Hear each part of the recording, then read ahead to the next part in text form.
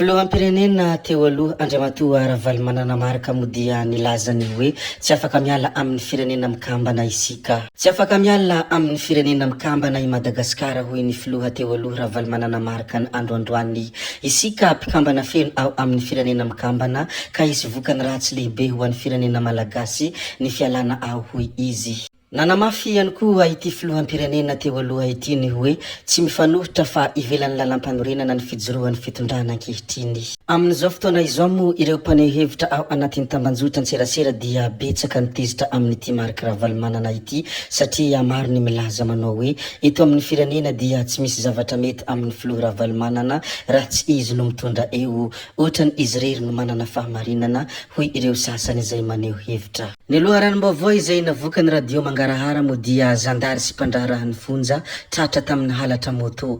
Tratra ireo mpangalatra moto tao Antsohihy voalaza fa mpandraharahan'ny fonja am-perinasa no voarohoroho tamin'ity asa ratsy ity ary nisy zandary avy any Befandriana Avaratra ihany koa voamarina fa nividy ireo moto halatra ireo raha ny voalaza ny loharanom-baovao hatrany. Moto miisa 3 izay halatra no tratra tamin'ny ireo mpiasam-panjakana ireto raha toa ka olona roa hafa ihany koa no voasambotra.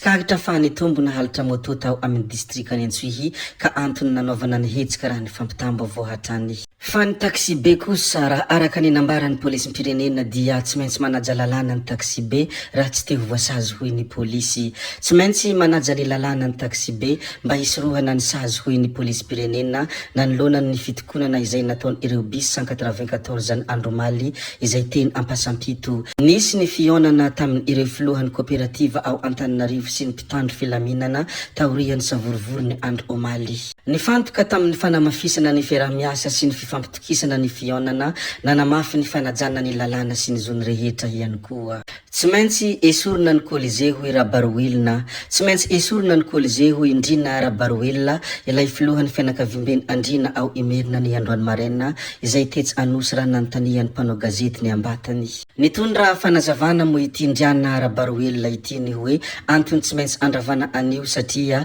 fanotana fady ny etsy ankilany fa ny andaniny kosa ny mpanjaka ihany no mahazo manorina ao anaty rova ary ny farany dia tsy manaraky ny fenitra ny fanorenana io hoy izy hatrany satria mavesatra be io Colisée io kanefa misy tranon'olona eo ambany antsinanany io. Fanesorana ny Colisée anaty rova Antananarivo. Ny tany manana ny asiny ary ny vohitra manana ny fadiny. Ka ny rova Antananarivo dia toerana masina. Lehibe ny fianakavian'ny Andrina eto Merina, lehibe ny fianakavian'ny mpanjaka eto Madagasikara.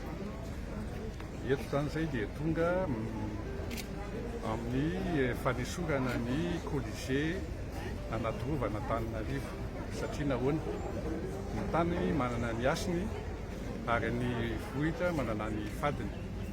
Ka ny rova Antananarivo dia toerana masina manana ny tantarany vakoka napetraka tao mpanjaka efa mihoatra ny 700 taona ary tsy maintsy esorina io Colisée anaty rova io satria nahoana satria fanotana fady ary fanosihosena ny vakoka malagasy ary tsy manaraka ihany koa ny fenitra amin'ny fanamboarana trano.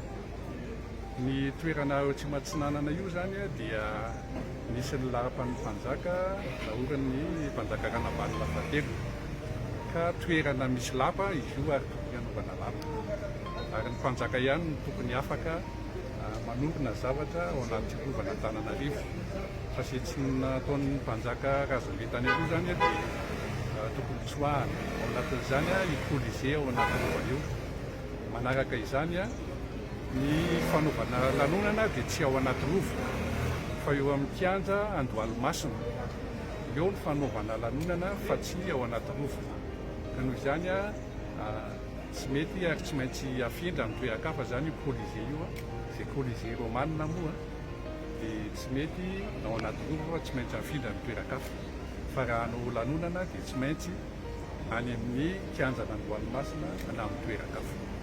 Izay ny antony tsy maintsy analana ny Colisée ao anaty rova io izay sady fanotana fady fanosihosena ny kolontsaina malagasy ary ihany koa tsy manaraka ny fenitra. Hary Laurent Rahajasson na Roly Merciano afantarany maro azy modia nilaza ny heviny izy manoloana ny zava-misy eto amin'ny firenena. Raha mihevitra ny vondrona afrikanina fagadra politika ilay General Bomba. Raha mihevitra ihany koa izy ireo fagadra politika ilay ministra Michel Kanovangiany tany Amponja naninona izy no tsy namanga mihitsy nandritra ny 5 taona tamin'izao tao Amponja kanefa nivandravandra be izao fa izaho koa gadra politika. Nambarany ihany koa fa nisy olombavambahoaka Rakotomanga neno namboraka kahenony malagasy rehetra fa tsy nisy heloka natao akory ny tenako fa Andriamatoa Dina Andriamaholo sy Andriamatoa Mamoravatomanga noho nibeko azy handintika tamin'ny fitsarana.